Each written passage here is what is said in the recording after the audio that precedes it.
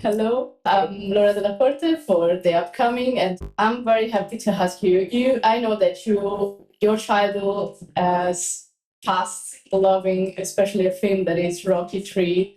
And I know that you actually have Sylvester Stallone involved in your film, like a producer, a executive producer. So, what was for you the meaning of having him, and what specific seals of approvals did you get from him also, or insight did he offer you when you talk about the project of the giant? And also, how did this initial inspiration that you have as your child lover of boxing stories as shaped the film? Okay, well, having Sly involved is a dream come true because I've always wanted to see my name on a poster next to his. And that poster's going on every wall in the house. It's going on the front door. Pierce Brosnan, Sylvester Stallone, Rowan Athale. That's the stuff dreams are made of. Having Sly's involvement on a film like this, look, he owns the boxing genre in a way. Look, there's many great boxing movies out there. Scorsese's made one of the finest, and you can't you can't beat Scorsese. But I think when people think of boxing films, they think of Sylvester Stallone. It's one of the first things that comes to their mind. And so when he wanted to get involved and say, look, I want to put my name to this and help open doors, he's saying, I think this is a phenomenal project, and I think that, the world should see this. It's got a market and all that kind of stuff. He gave, he and Balboa, we spoke about the script. A lot of the conversation was about how stories, even if they're a boxing, film, have to be about the characters, at the center and their emotional journey, which of course he's right. You watch Rocky, the quintessential boxing film that's got 15 minutes of boxing in it. It's really about a man that's been written off by society, who's got a moment in the spotlight and doesn't expect to win. He just wants to stay on his feet in a world that expects him to land on his backside. And, he made the ultimate underdog story. And anyway, look, for Sly and his Balboa Productions to venture outside of the Rocky franchise for the first time to another boxing movie, it did open a lot of doors. It does open a lot of doors and, both creatively and logistically help get the movie made. And talking about Pierce Brosnan, I know that the story of your pitch to him from the vegetable aisle of the supermarket is fantastic. So, beyond this initial excitement that you have, what convinced you that Brosnan was the right guy? So the thing about Brendan is his charisma. Brendan is almost like kind of a Pied Piper to the youth of Sheffield. He's this man that when he spoke, kids who didn't listen to other people listened to him. As a street philosopher, a guru to these kids. He was as much of a trainer as he was, as this life coach. What that means is that he's charismatic. He's got this all eyes on him quality to him. And the most charismatic human being in the world is Pierce Brosnan.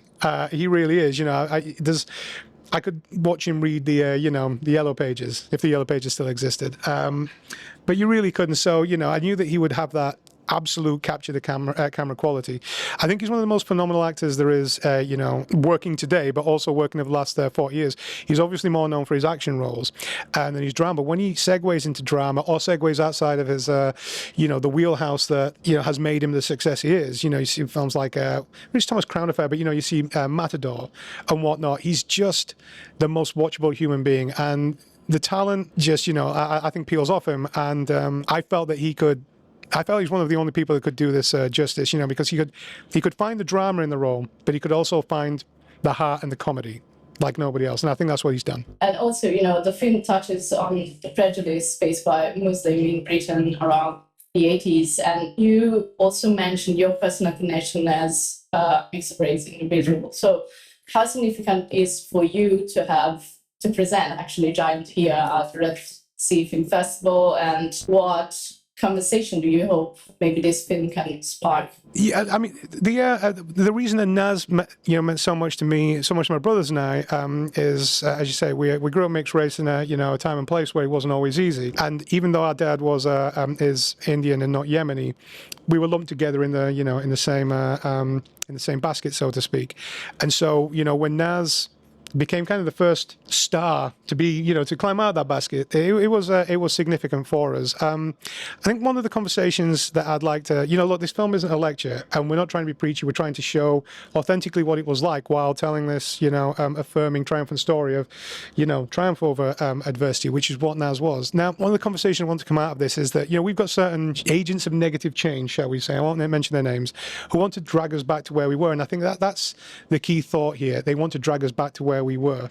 Because with social media and whatnot, you can get the impression, because of some of these people, that we're at the worst stage that we've ever been. And the reality is we are at a much better stage than we've ever been. What racism was like in the 80s and 90s, in the UK, it could be pretty horrendous. For example, you see in the film when Naz is a kid and he's walking to the ring in the working men's clubs.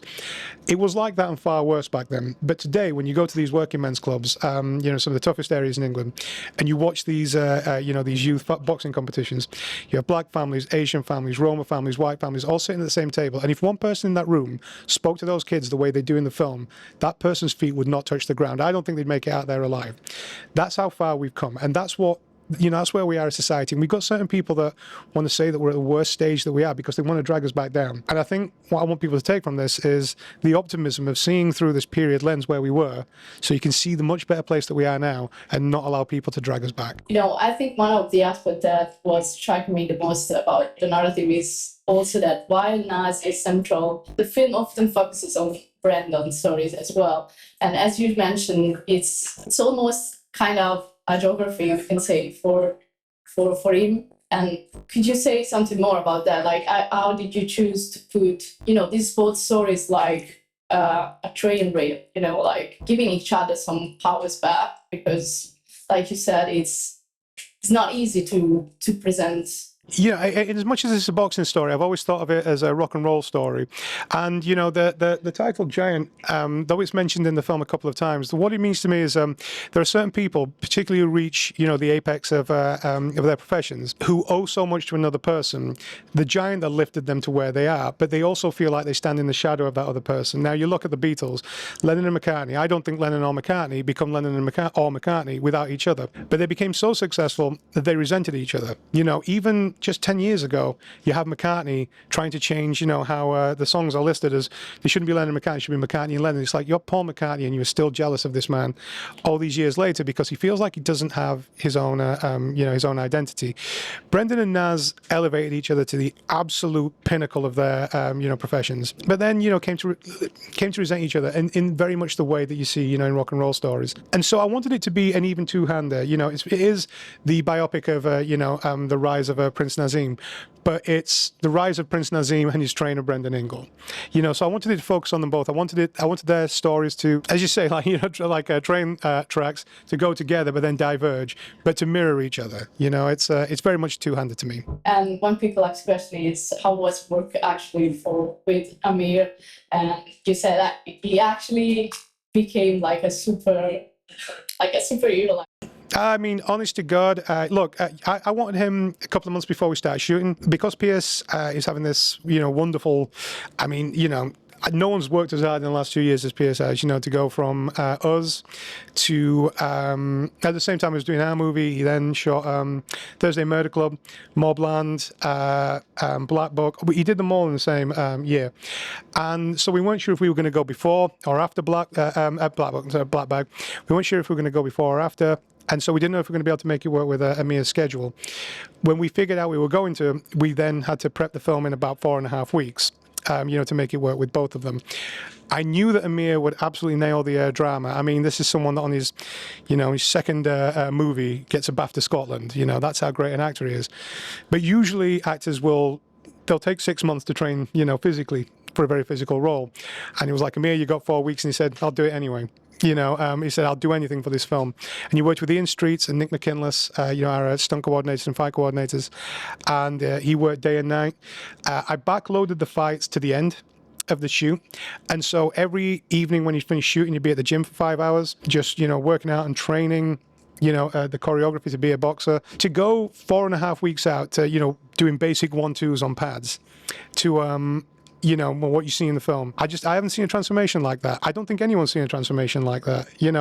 When you look at, the greats of, combat movies, fight movies, they'll always talk about the year they spent training. Well, Amir didn't have that, and he's still that phenomenal in them. You know, I mean, the greatest achievement in this film is what he achieved. It's not what I achieved, but you know, by a long shot. It's Amir's work.